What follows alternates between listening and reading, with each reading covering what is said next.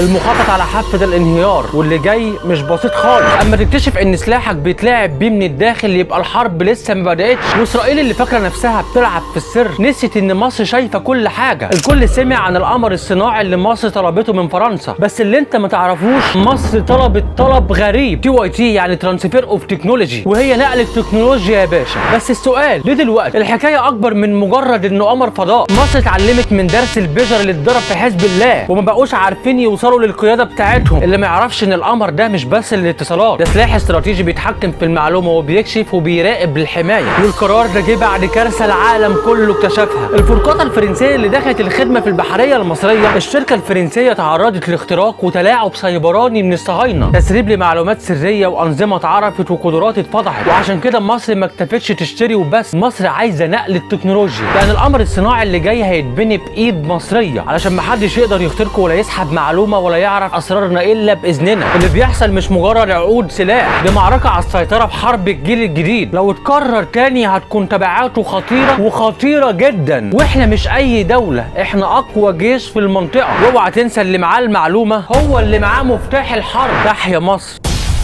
سلام.